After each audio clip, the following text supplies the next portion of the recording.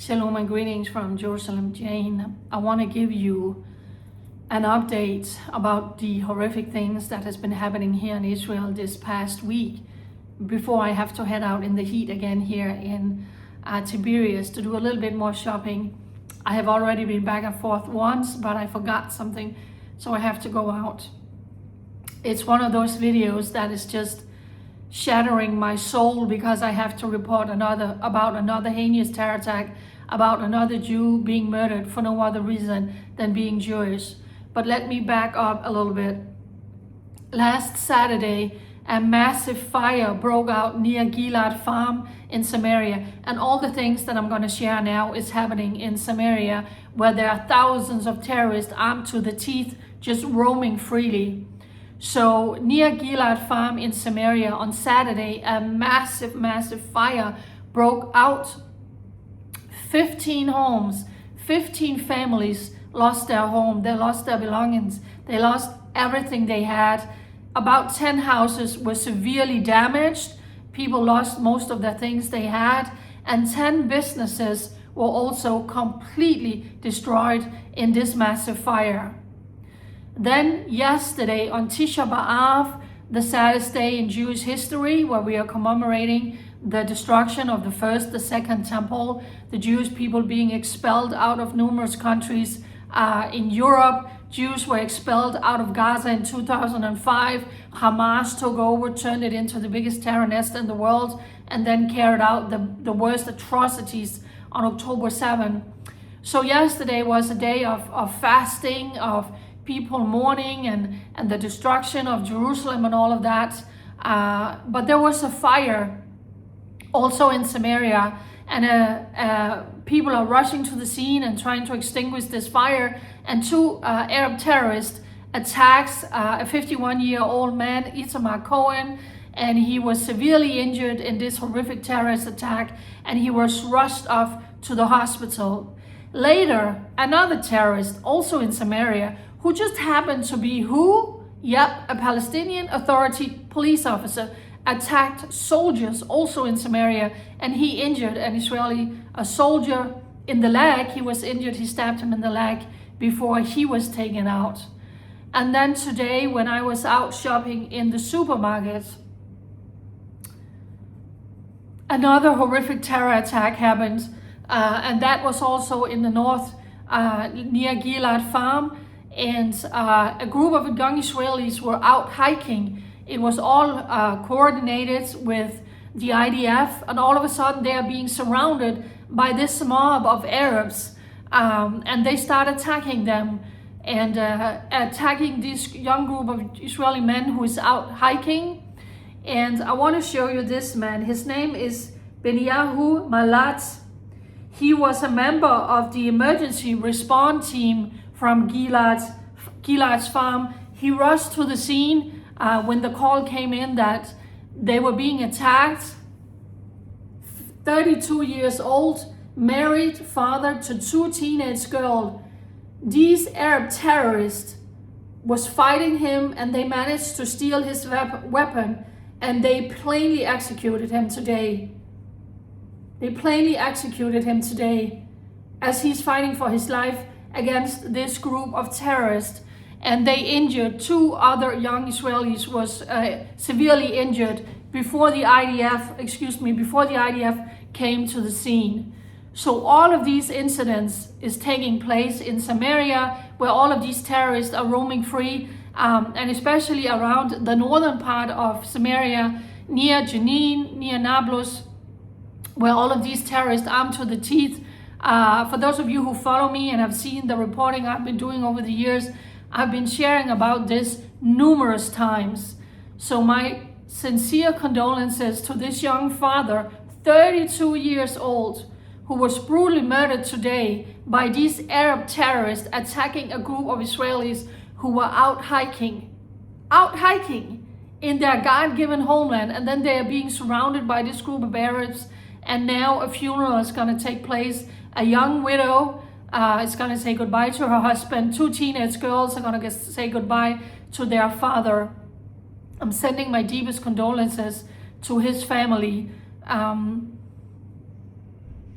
I don't even know how many videos I have made like this, because it's important for me, for the world to hear this, what's happening towards the Jewish people. So the Israeli Prime Minister is going to call in a meeting with the Defense Minister and the Chief of Staff from the IDF. And he came out also with an announcement that we are going to cross the head of the terrorism that is rising in Judea and Samaria, especially in Samaria. So it's Friday, and people are out shopping, getting ready for Shabbat, and so am I. And America has been attacking several targets in Iran. I think it's 13 nights in a row, and now it came out that they have moved a lot of big, heavy bombers to this neighborhood. They're filling up Ben Gurion Airport. They're filling up Israeli Air Force bases with American military planes. And it came out that several cities here in Israel has been opening up public bomb shelters, because maybe over this weekend, America is going to do a bigger attack on Iran. We'll see if Israel joins, and then if Iran is going to attack Israel. So once again, we are living under this cloud of threat where you're preparing, but you don't know if it's coming, and can you plan on it, can you not plan nothing? And this is how we have been living here for so long.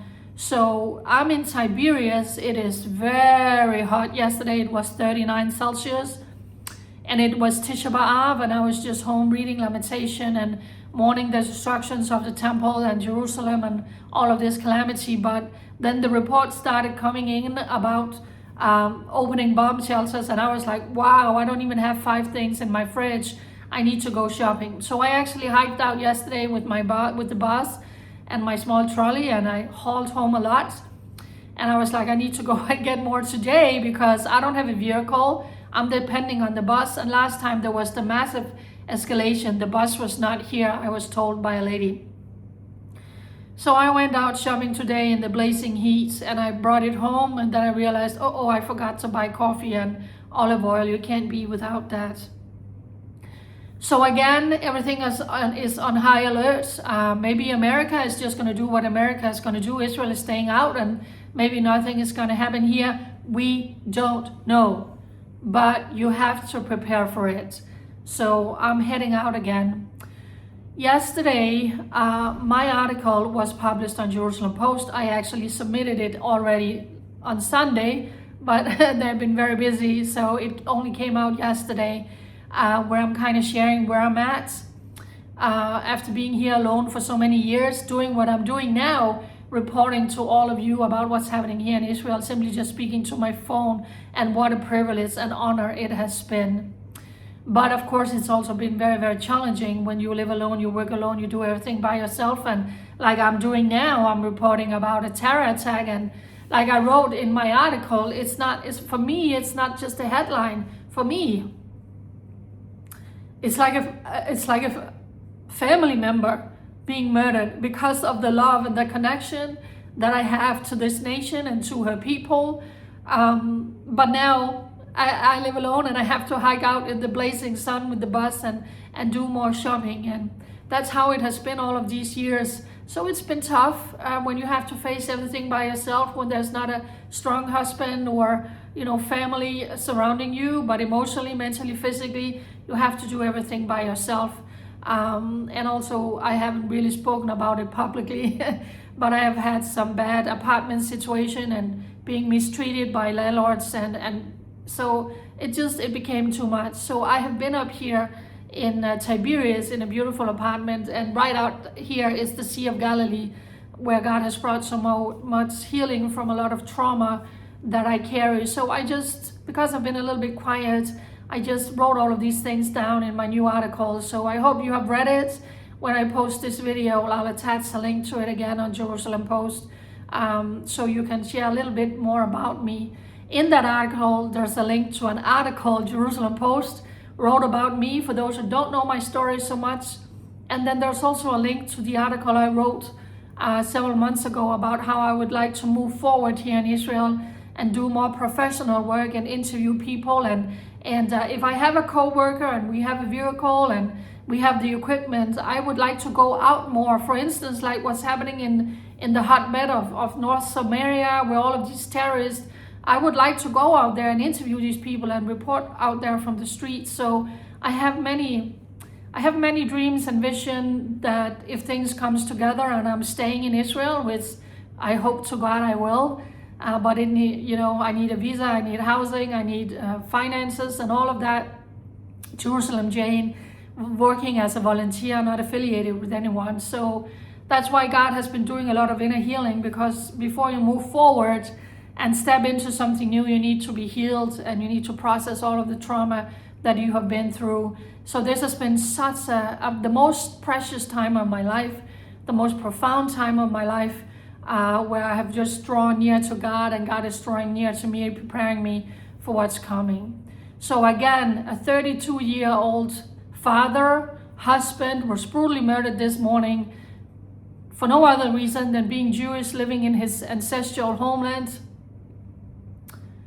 Please pray for him, please pray for his family and for a speedy and fully recovery for the 2 people who were severely injured in the terror attack.